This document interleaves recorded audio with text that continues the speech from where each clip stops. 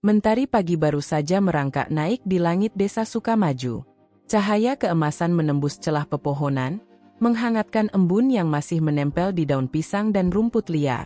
Di sepanjang jalan tanah berdebu, suara roda gerobak sayur berderit, berpadu dengan teriakan ayam jantan yang baru selesai menyuarakan tanda pagi. Gerobak kayu sederhana itu ditarik dengan tangan kokoh seorang pemuda bernama Arif, berusia 22 tahun. Sehari-harinya, ia berjualan sayur keliling kampung. Wajahnya bersahaja, kulitnya legam terbakar matahari, tubuhnya kurus tapi penuh tenaga. Ia tidak malu dengan pekerjaannya. Baginya, mengayuh langkah setiap hari sambil mendorong gerobak berisi sayuran segar dari pasar adalah cara paling jujur untuk menghidupi ibunya yang sakit-sakitan. Sayur segar, bayam, kangkung, wortel, kentang. Baru dari pasar, Bu. Serunya lantang sambil berhenti di depan rumah warga. Beberapa ibu-ibu keluar dari rumah, menawar sayuran dengan suara cerewet khas ibu kampung. Bayamnya seikat berapa, Rif? Tanya Bu Rini, tetangga dekat rumahnya. 1.000 aja, Bu. Kangkungnya 1.500. Murah, Bu. Masih segar semua? Jawab Arif sambil tersenyum. Uang receh berpindah tangan. Sayuran habis perlahan. Arif melanjutkan perjalanan menyusuri kampung dengan riang, walau keringat mulai membasahi dahinya. Hari-hari Arif berjalan begitu-begitu saja. Dari pasar ke rumah, dari rumah ke pasar lagi. Tapi pagi itu, ada sesuatu yang berbeda. Pertemuan tak terduga. Ketika Arif melewati jalan kecil di dekat kebun kosong yang jarang dilalui orang, ia melihat sesosok tubuh renta duduk bersandar di bawah pohon asam besar. Bajunya compang-camping, rambutnya kusut memutih, wajahnya keriput dengan tatapan kosong. Arif spontan menghentikan langkah. Astaga, nenek siapa ini? Gumamnya. Nenek itu tampak kelaparan. Tangannya gemetar, tubuhnya kurus kering. Di sampingnya hanya ada kantong plastik lusuh berisi pakaian seadanya. Seperti orang yang sudah lama tidak mandi, tubuhnya kotor dan berdebu. Arif mendekat perlahan. Nenek kenapa di sini? Tanyanya hati-hati. Nenek itu menoleh dengan lambat, matanya berair, suaranya serak. Nak, aku lapar. Sudah 2 hari aku tidak makan. Aku tidak tahu harus kemana lagi. Tidak ada yang mau menolong. Arif tercekat. Hatinya teriris melihat kondisi itu.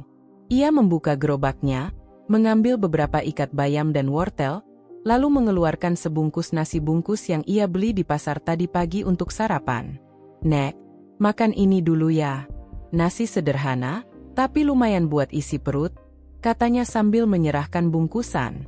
Nenek itu menatap nasi bungkus itu dengan air mata berlinang. Terima kasih, nak, kau malaikat. Dengan lahap, nenek itu makan. Arif hanya bisa terdiam, menyaksikan seseorang yang begitu tua makan dengan penuh rasa syukur atas sedikit nasi dan sayur sederhana. Hati yang gelisah. Seusai makan, nenek itu kembali duduk lemas. Namamu siapa, nak? Tanya nenek itu. Saya Arif, Nek. Sehari-hari jualan sayur. Nenek sendiri siapa? Dari mana? Nenek itu menunduk, terdiam lama. Aku sudah tidak punya siapa-siapa. Anak-anakku entah di mana. Rumahku sudah tidak ada. Aku hanya berjalan tanpa arah. Arif merasakan sesuatu yang mengganjal di dadanya. Ia tahu hidupnya sendiri sulit. Ibunya sakit, penghasilan pas-pasan.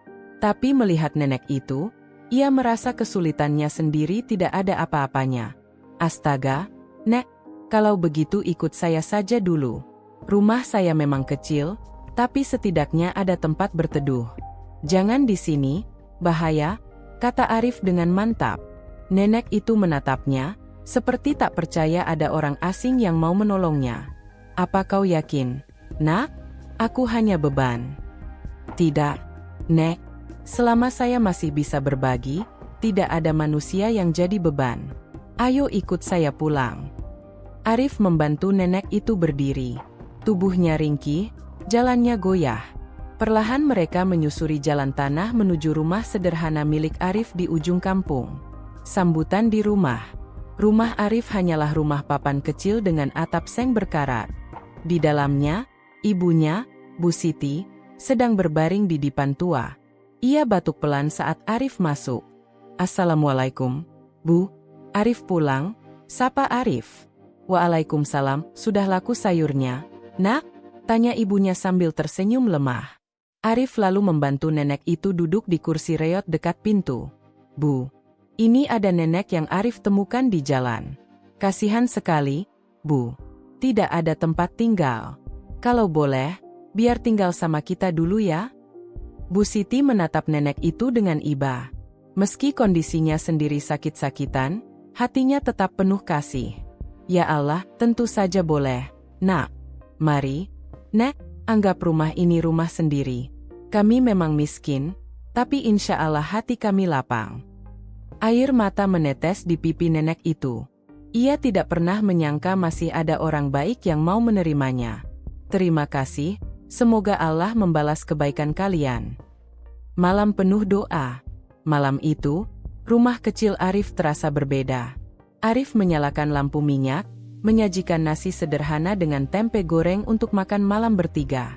Meski makanan seadanya, suasana penuh hangat. Nenek itu makan dengan lahap, sementara Bu Siti sesekali menatapnya dengan iba. "Arif, Nak, meski hidup kita susah, Ibu bangga punya anak seperti kamu. Tidak semua orang mau berbagi di saat sulit," ucap Bu Siti lirih. Arif tersenyum kecil. "Saya hanya melakukan apa yang seharusnya dilakukan, Bu. Kalau kita tidak menolong sesama, siapa lagi?" Setelah makan, mereka bertiga duduk bersama. Nenek itu berdoa panjang, mengangkat tangan dengan penuh air mata. "Ya Allah, berkahilah anak ini dan ibunya. Berikan rezeki melimpah untuk mereka. Jadikan mereka orang yang Engkau cintai." Doa itu membuat bulu kuduk Arif meremang. Ada sesuatu yang aneh tapi menenangkan dari doa sang nenek. Seolah ada kekuatan besar yang ikut menyertainya. Esok penuh misteri. Keesokan harinya, Arif bangun lebih pagi dari biasanya. Ia bersiap untuk kembali ke pasar membeli sayuran. Saat hendak keluar rumah, ia melihat sesuatu yang membuatnya tertegun. Nenek itu sudah bangun lebih dulu. Ia duduk bersila di ruang tamu kecil, berdoa dengan suara lembut. Tapi yang membuat Arif kaget adalah, suasana rumahnya terasa berbeda. Udara pagi itu lebih hangat, seperti ada cahaya yang menyelimuti. Arif mengucek matanya. "Apa ini hanya perasaan saya saja?" gumamnya.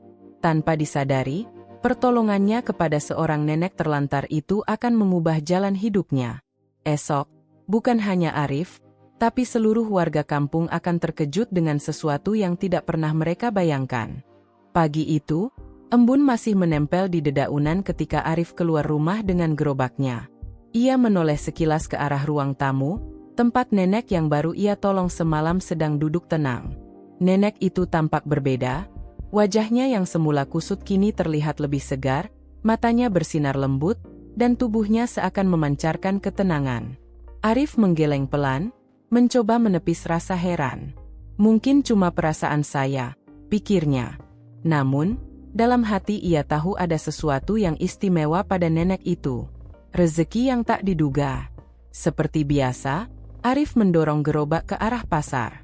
Namun, ada yang janggal.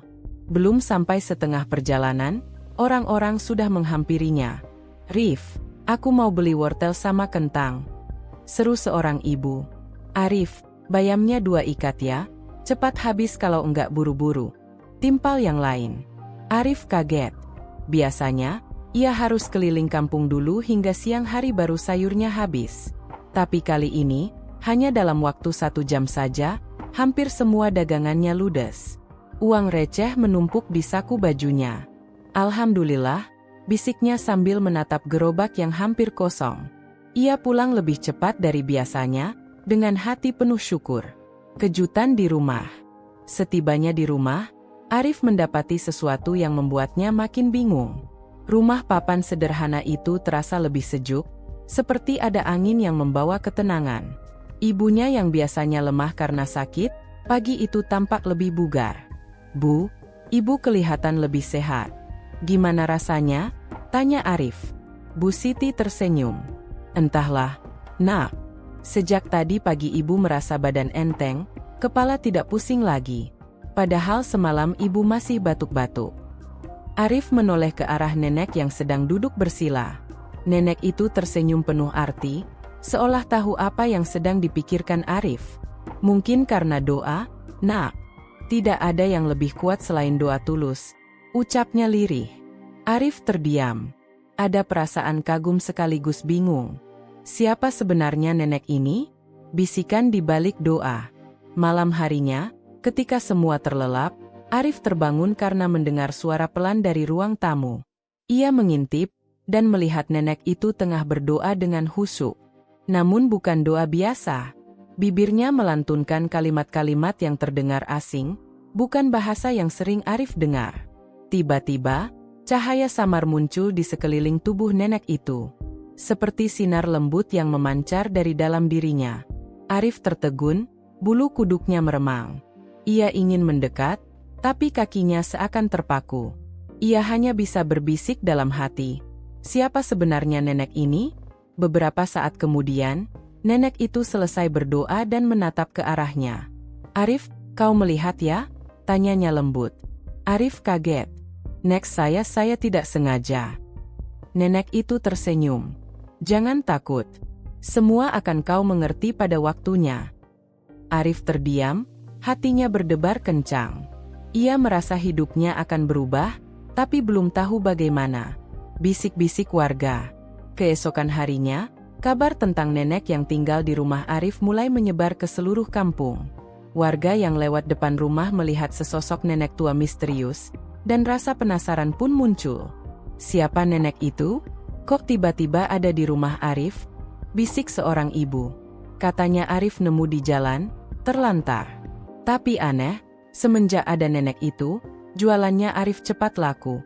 Jawab yang lain. Jangan-jangan nenek itu dukun? Celetuk seseorang. Desa kecil itu mulai dipenuhi gosip. Ada yang kagum, ada yang curiga. Arif mendengarnya, tapi ia memilih diam. Baginya, yang terpenting adalah ia sudah menolong. Namun, gosip itu semakin menjadi-jadi. Hingga suatu pagi, kepala desa, Pak Lurah, datang ke rumah Arif. Pertemuan dengan Pak Lurah. Pak Lurah adalah pria paruh baya yang disegani. Ia datang dengan wajah serius. Arif, saya dengar kamu menolong seorang nenek terlantar dan membawanya ke sini? Tanyanya. Ya, Pak. Nenek ini saya temukan di jalan. Tidak ada keluarga, jadi saya ajak tinggal di sini sementara. Pak Lurah mengangguk pelan, menatap nenek itu dengan mata tajam. Nek, asalnya dari mana? Kenapa bisa sampai terlantar? Nenek itu menunduk, lalu menjawab pelan. Aku dari jauh, Pak. Aku hanya mencari tempat beristirahat. Arif menolongku, dan aku sangat berterima kasih. Pak Lurah terdiam lama. Tatapannya seakan mencoba membaca sesuatu yang tersembunyi. Namun, ia hanya berkata, baiklah. Selama nenek tidak membuat masalah, silakan tinggal. Tapi ingat, kampung ini kecil. Warga cepat menilai. Arif mengangguk. Saya paham, Pak. Pak Lurah pergi, tapi dalam hatinya ia masih menyimpan rasa curiga. Pertanda yang mengagetkan. Malam berikutnya, kejadian aneh kembali terjadi. Saat hujan deras mengguyur desa, petir menyambar beberapa kali. Listrik padam, kampung gelap gulita. Arif yang sedang menyalakan lampu minyak tiba-tiba melihat sesuatu mengejutkan. Rumahnya tetap terang meski tanpa listrik, seakan ada cahaya alami yang menyinari dari dalam. Ia keluar rumah, melihat sekeliling gelap gulita. Warga lain menyalakan lilin dan obor, tapi hanya rumah Arif yang tampak terang. Tak ayal, orang-orang mulai berkerumun. Mereka berbisik-bisik, heran sekaligus takut. Kenapa cuma rumah Arif yang terang? Jangan-jangan betul nenek itu bukan orang biasa. Ya Allah, apa yang sebenarnya terjadi? Arif berdiri di teras, bingung. Ia menoleh ke dalam rumah, dan melihat nenek itu duduk dengan tenang, tersenyum tipis. Nak Arif, semua akan terbuka pada waktunya. Esok, Kau dan warga akan tahu siapa aku sebenarnya, ucapnya dengan suara yang dalam dan menenangkan. Arif tercekat. Jantungnya berdetak cepat. Apa maksud nenek itu?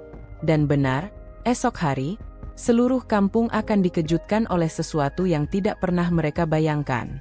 Pagi hari di desa Sukamaju tidak lagi sama sejak nenek misterius tinggal di rumah Arif. Warga mulai ramai membicarakan hal-hal aneh yang mereka lihat. Ada yang mengatakan rumah Arif selalu tampak terang walau listrik mati. Ada pula yang bersumpah melihat bayangan cahaya keluar dari jendela rumah itu di malam hari. Arif hanya bisa menunduk ketika berjualan sayur. Ia tahu banyak pasang mata memandangnya dengan rasa ingin tahu. Ada yang tersenyum ramah, tapi ada pula yang berbisik-bisik penuh curiga. Namun, yang membuatnya makin bingung adalah ibunya. Bu Siti, yang selama ini lemah karena sakit bertahun-tahun, kini perlahan sehat kembali. Nafasnya lebih teratur, batuknya jarang terdengar, bahkan sesekali ia sudah bisa berjalan ke dapur tanpa dibantu. Arif, ibu merasa tubuh ibu ringan sekali. Seperti kembali muda, ucapnya suatu pagi. Arif tertegun. Itu karena doa nenek, Bu. Bu Siti hanya tersenyum samar. Entahlah, nak. Tapi ibu yakin, nenek itu bukan orang sembarangan. Warga mulai resah. Hari demi hari, gosip berubah menjadi keresahan. Beberapa warga merasa takut, bahkan ada yang mulai menjauhi Arif. Aku tidak mau beli sayur lagi dari Arif. Takut kalau ikut kena bala, ujar seorang ibu. Tapi ada juga yang bilang rezekinya lancar karena nenek itu membawa berkah, sahut yang lain. Desa kecil itu mulai terbelah. Ada yang percaya nenek itu pembawa kebaikan, ada pula yang yakin ia membawa kesialan. Arif yang mendengar kabar itu merasa gelisah. Ia tidak ingin orang-orang salah paham. Tapi di sisi lain, ia juga belum tahu siapa sebenarnya nenek itu. Pengakuan sang nenek. Malam itu, ketika angin berhembus kencang dan bulan purnama menggantung di langit, Arif memberanikan diri bertanya, "Nek, saya mohon jangan marah dengan pertanyaan saya. Tapi sebenarnya siapa nenek? Sejak nenek tinggal di sini, banyak hal aneh terjadi. Dagangan saya cepat habis, ibu saya sembuh, rumah ini terang saat mati lampu." Semua orang mulai curiga. Nenek itu terdiam lama. Matanya menatap kosong ke arah lampu minyak yang berkelip. Lalu ia menarik napas panjang. "Arif, ketahuilah, aku bukan sekadar nenek tua terlantar. Dulu aku adalah istri seorang kiai besar. Aku mengabdikan hidup untuk beribadah, menolong orang miskin, dan mendidik anak yatim. Tapi ketika suamiku wafat, keluargaku berebut harta. Aku diusir, dianggap beban. Aku memilih pergi, hidup sebagai pengembara." Arif tercekat. "Ya Allah, jadi nenek." Nenek itu melanjutkan, "Ilmu doa dan keberkahan yang kubawa adalah warisan dari suamiku. Aku tidak ingin menunjukkannya, tapi Allah selalu menolong melalui doa orang yang tulus. Kau, Arif, telah menolongku tanpa pamrih. Karena itu, Allah bukakan pintu keberkahan untukmu." Air mata Arif menetes. Ia tidak pernah menyangka menolong seorang nenek bisa mengungkap kisah sebesar ini. Ujian pertama. Namun, kebahagiaan itu tidak berlangsung lama. Kabar semakin liar. Ada yang menuduh Arif memelihara penunggu gaib agar dagangannya laku.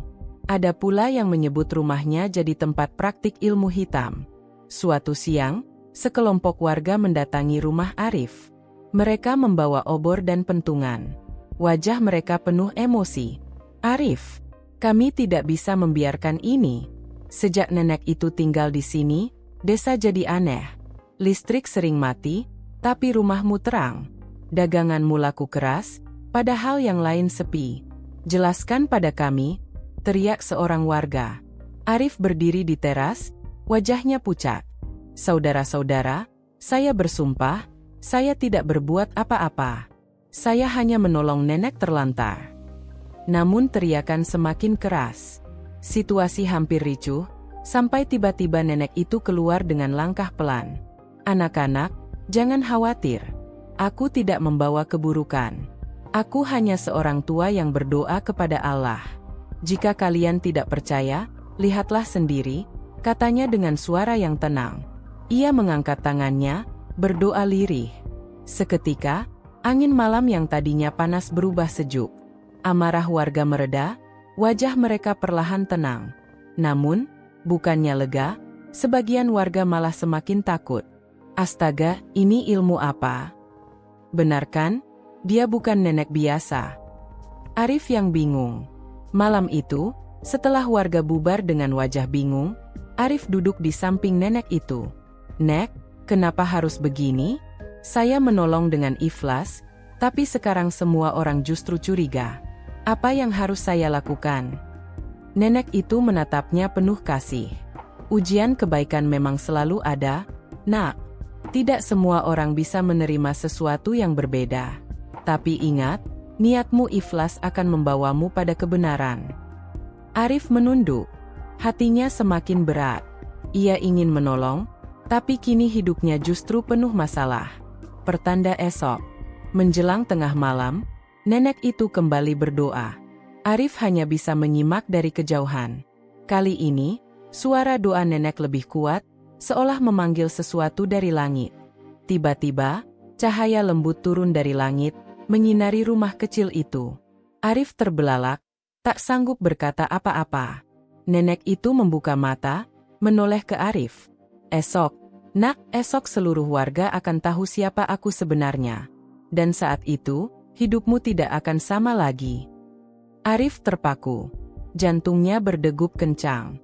Ia tidak tahu apakah harus takut atau bersyukur. Yang jelas, esok hari akan menjadi hari yang paling mengagetkan bagi seluruh kampung. Pagi itu, Desa Sukamaju dikejutkan oleh pemandangan tak biasa.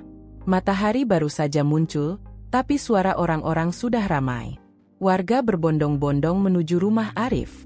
Mereka penasaran dengan ucapan nenek misterius malam sebelumnya. Katanya, hari ini semua akan terbuka. Benarkah nenek itu wali? Atau malah penyihir? Aku tidak percaya sebelum melihat dengan mata kepala sendiri. Suasana kampung yang biasanya tenang kini riuh. Nenek dan doa pagi. Di dalam rumah, Arif resah mondar-mandir. Ibunya mencoba menenangkan. "Tenang, Nak. Apapun yang terjadi, kita sudah berbuat baik. Jangan takut." Tak lama, nenek itu keluar dari kamar. Wajahnya teduh, langkahnya pelan tapi mantap. Ia meminta Arif dan Bu Siti duduk di sampingnya. "Anak-anakku, jangan gentar. Biarkan orang melihat kebenaran dengan mata mereka sendiri," ucapnya dengan senyum lembut. Ia kemudian duduk di teras rumah, menghadap kerumunan warga yang sudah menunggu. Perkumpulan warga. Pak Lurah juga hadir, berdiri paling depan. Wajahnya serius, matanya awas. "Nek, warga menunggu penjelasan. Kami semua ingin tahu siapa sebenarnya dirimu," katanya lantang. Semua mata tertuju pada nenek itu. Arif merasa jantungnya berdetak keras, tangannya gemetar. Nenek itu menarik napas panjang. "Wahai warga Sukamaju, aku bukan penyihir, bukan pula pembawa sial. Aku hanyalah seorang hamba Allah. Dulu aku istri seorang kiai besar yang hidupnya mengabdikan diri pada ilmu agama. Sejak ditinggal wafat, aku terbuang, hidup mengembara. Hingga Allah mengirimkan anak ini, Arif, untuk menolongku." Kerumunan terdiam. Sebagian terkejut, sebagian tak percaya. Bukti yang mengguncang. Seorang warga berteriak, "Kalau memang nenek orang saleh, buktikan. Jangan hanya bicara." Nenek itu tersenyum tipis. Ia menutup mata, mengangkat tangan berdoa. "Ya Allah, tunjukkanlah kebenaran MU, agar hati mereka terbuka." Tiba-tiba, langit yang tadinya mendung menjadi cerah. Sinar matahari turun menembus awan, jatuh tepat di halaman rumah Arif. Cahaya itu begitu terang, namun menyejukkan. Warga terperangah. Ada yang langsung menutup mulut, ada yang menunduk dengan air mata. Bahkan Pak Lurah yang biasanya tegas, kali ini tampak gemetar. "Subhanallah, ini bukan hal biasa," gumamnya. "Doa yang menyembuhkan." Tak berhenti di situ, Seorang warga yang sudah lama sakit lumpuh dibopong keluarganya ke depan rumah Arif. Mereka menangis, memohon, "Nek, tolonglah. Kalau memang benar doa nenek mustajab, sembuhkan anak saya." Arif terkejut, "Pak, jangan memaksa nenek." Namun nenek itu mengangguk pelan. Ia mendekati si anak yang terbaring lemah, lalu mengusap kepalanya sambil berdoa lirih. Beberapa menit hening.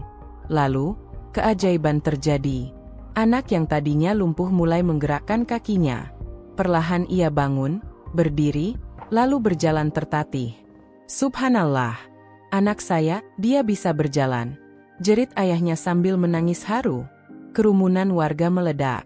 Ada yang bersujud, ada yang menangis, ada pula yang berteriak takbir. Allahu Akbar! Allahu Akbar! Perubahan suasana. Dalam sekejap, pandangan warga terhadap nenek itu berubah. Yang tadinya curiga, kini berbalik kagum. Yang tadinya takut, kini berlomba-lomba mendekat, memohon doa. "Nek, doakan usaha saya lancar. Nek, tolong sembuhkan istri saya yang sakit. Nek, berkahilah keluarga kami." Nenek itu tersenyum, tapi suaranya tetap lembut. "Ingat, anak-anakku, aku bukan siapa-siapa. Semua ini bukan karena aku, tapi karena Allah. Jangan meminta padaku, mintalah padanya. Aku hanya perantara doa."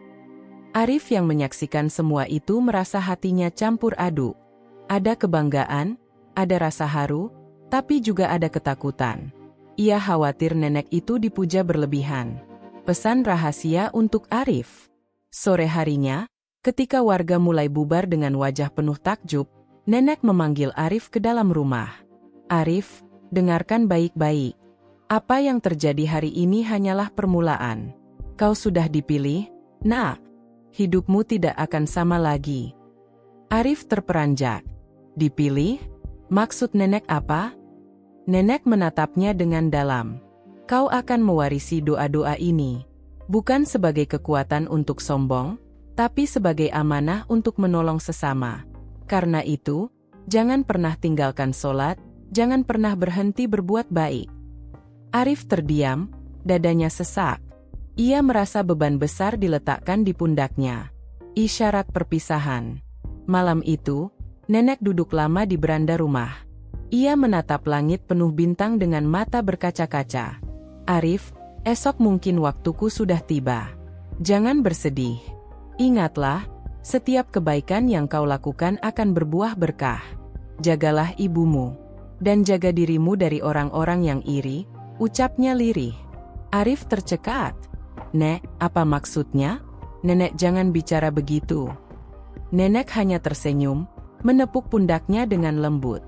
"Semua ada masanya, Nak. Kau akan mengerti."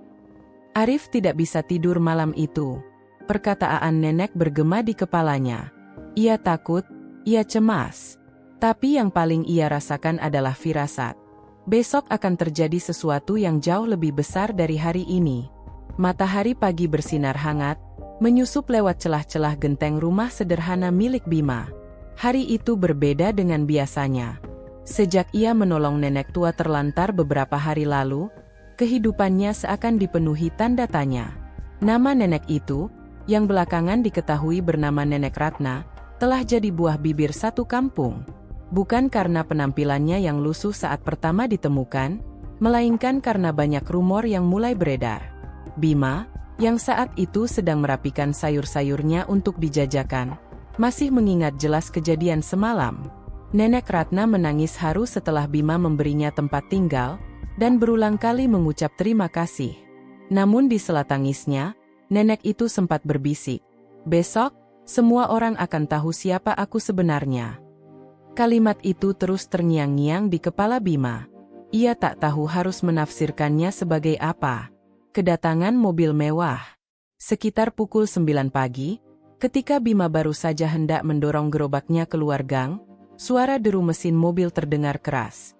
Jalan sempit itu jarang sekali dilewati kendaraan, apalagi sebuah mobil mewah berwarna hitam mengilap. Warga yang sedang beraktivitas langsung menghentikan langkah mereka. Anak-anak kecil berlarian mengikuti dari belakang, Penasaran? Mobil itu berhenti tepat di depan rumah Bima. Dari dalamnya keluar dua orang lelaki berjas rapi, tubuh tegap, dengan wajah serius. Mereka menoleh kanan-kiri, lalu salah satu dari mereka berkata, "Benar, ini alamatnya. Ibu Ratna tinggal di sini." Bima tercekat. Semua mata warga langsung tertuju padanya.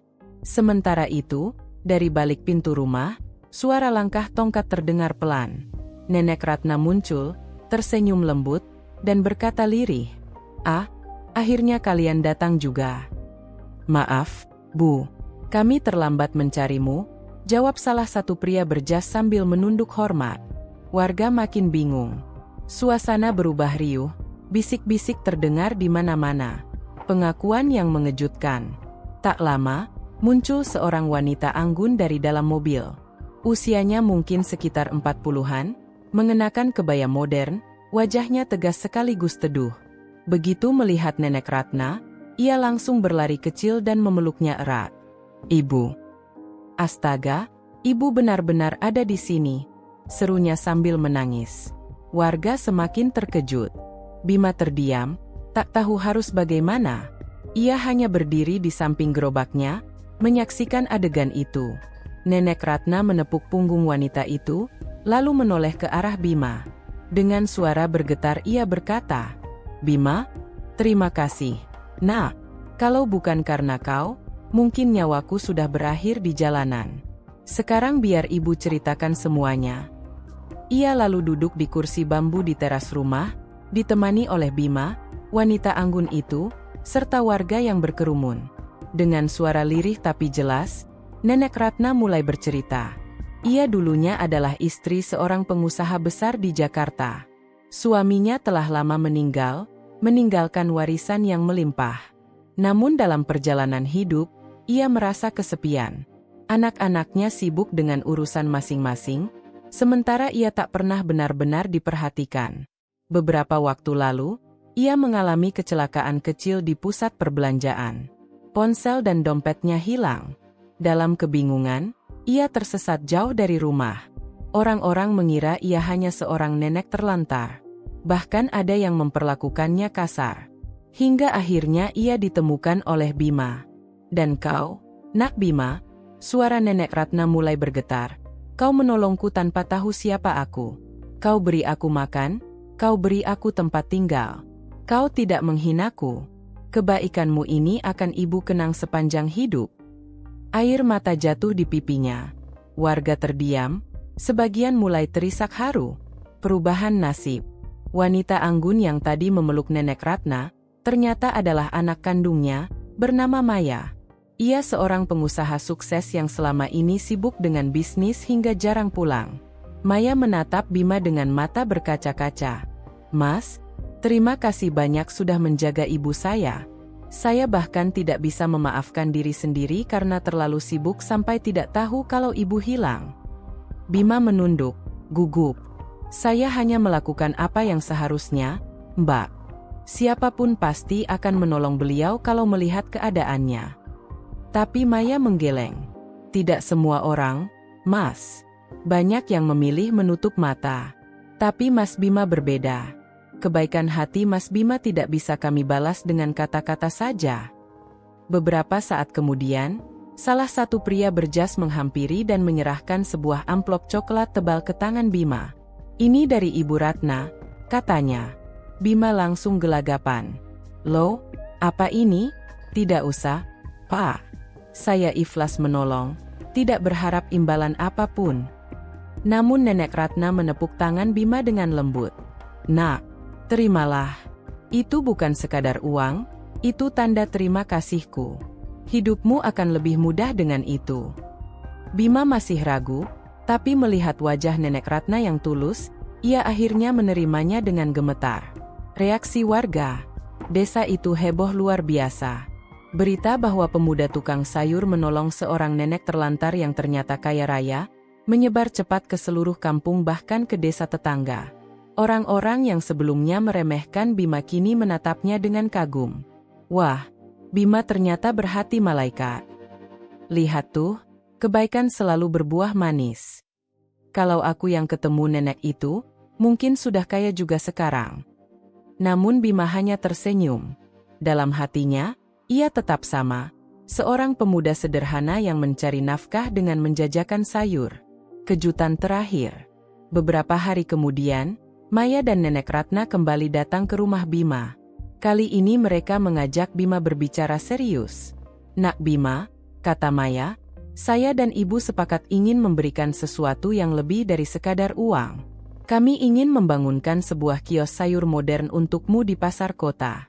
Tidak hanya itu, kami juga ingin menjadikanmu mitra tetap dalam distribusi sayur ke restoran-restoran yang kami kelola." Bima tertegun, nyaris tak percaya dengan apa yang ia dengar. "Mitra? Restoran?" Maya mengangguk. "Ya, mulai sekarang hidupmu akan berubah. Tapi kami berharap, satu hal saja, jangan pernah berubah hatimu. Tetaplah jadi Bima yang tulus dan rendah hati." Air mata Bima menetes tanpa ia sadari. Ia menatap Nenek Ratna yang duduk di kursi roda, tersenyum lembut sambil menggenggam tangannya. "Nak, kebaikanmu bukan hanya menolong hidupku. Kebaikanmu sudah menjadi pelajaran untuk semua orang di sini," kata Nenek Ratna. Hari itu, Bima resmi menerima tawaran tersebut. Kehidupannya yang dulunya penuh perjuangan kini perlahan berubah. Ia tak lagi hanya mendorong gerobak sayur keliling, tapi juga memiliki kios modern dan jaringan usaha yang besar. Namun satu hal yang tak pernah hilang darinya, senyum tulus ketika menolong orang lain. Dan benar seperti kata Nenek Ratna, besok semua orang akan tahu siapa aku sebenarnya. Namun lebih dari itu, semua orang juga tahu siapa sebenarnya Bima. Seorang pemuda tukang sayur sederhana, berhati mulia, yang karena kebaikan tulusnya, mengubah takdirnya sendiri. Selesai.